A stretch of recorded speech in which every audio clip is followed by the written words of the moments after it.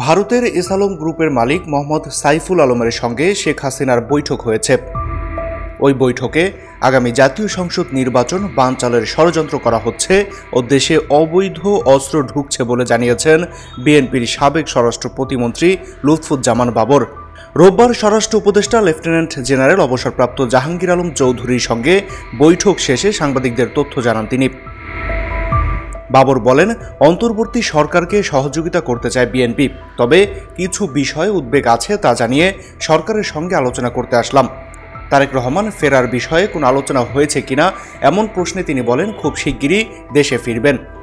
কি বিষয়ে আপনাদের উদ্বেগ জানিয়েছেন এমন প্রশ্নে তিনি বলেন, এসালম গ্রুপের মালিক মোহাম্মদ সাইফুল আলম ভারতে শেখ হাসিনার সঙ্গে বৈঠক করেছে, সেখানে নির্বাচন বানচালের ষড়যন্ত্র করছে, সেই সঙ্গে দেশে অবৈধ অস্ত্র আসছে তা নিয়েও উদ্বেগ আছে। তবে আইন শৃঙ্খলা পরিস্থিতি ভালো করার যথেষ্ট চেষ্টা করছে সরকার।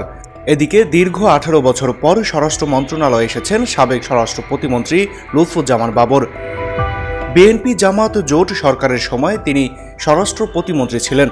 রোববার 4:22 স্বরাষ্ট্র মন্ত্রণালয়ে প্রবেশ করেন তিনি। এই সময় তার সঙ্গে বিএনপির কোনো নেতাকর্মীকে দেখা যায়নি। মাহাদি হাসান বিএন, পিপল ভয়েস টেলিভিশন, ঢাকা।